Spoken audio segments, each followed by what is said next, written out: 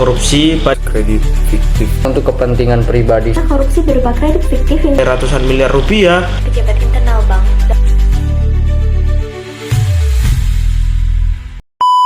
Kasus yang diduga tindak pidana korupsi berupa kredit fiktif yang terjadi di BPD Jawa Timur atau Bank Jatim Cabang Jakarta mulai terungkap pada tahun 2023 dan ditangani secara serius oleh aparat penegak hukum sepanjang tahun 2024 hingga berlanjut ke proses persidangan pada tahun 2025. Sebagai salah satu bank pembangunan daerah terbesar di Indonesia, Bank Jatim memiliki peran strategis dalam mendukung pembiayaan sektor produktif dan pembangunan ekonomi daerah. Namun, dalam kasus ini justru ditemukan adanya penyimpangan besar dalam penyaluran kredit bernilai ratusan miliar rupiah.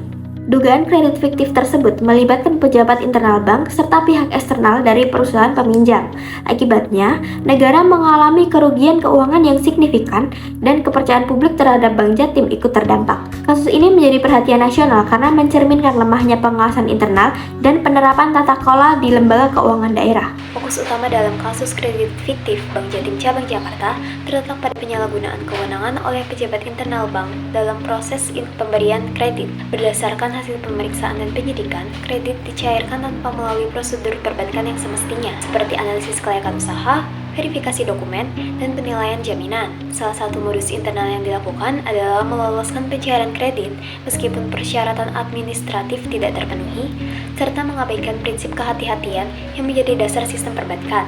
Selain itu, terdapat indikasi kuat adanya kerjasama antara pejabat bank dan pihak debitur untuk mempermudah pencairan dana dalam jumlah besar. Badan Pemeriksaan Keuangan mencatat aliran dana sekitar 299 miliar dari kredit bermasalah tersebut. Praktik ini menunjukkan kegagalan sistem pengendalian internal dan lemahnya mekanisme pengawasan di lingkungan Bank Jatim Cabang Jakarta. Banyak pihak yang terlibat, di mana selain melibatkan pihak eksternal bank, kasus kredit fiktif Bank Jatim Cabang Jakarta juga melibatkan pihak eksternal, yaitu perusahaan peminjam yang diduga menggunakan dokumen dan laporan keuangan fiktif.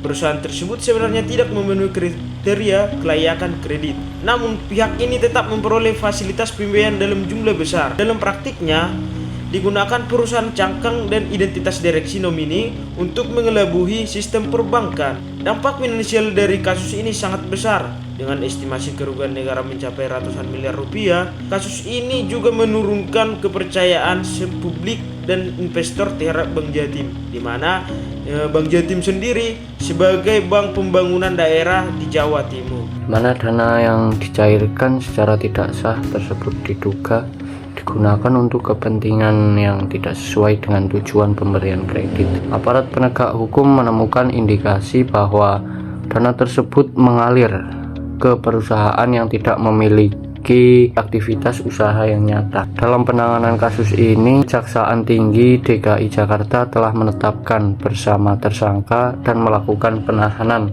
terhadap pihak-pihak yang terlibat. Penyidik juga menyita berbagai dokumen penting dan menelusuri aliran dana sebagai bagian dari proses pembuktian. Saat ini, perkara tersebut disidangkan di Pengadilan Tindak Pidana Korupsi Jakarta Pusat. Saat ini, kasus kredit fiktif Bank Jatim telah memasuki tahap persidangan dengan 5 terdakwa dituntut hukuman hingga 16 tahun penjara oleh jaksa penuntut umum.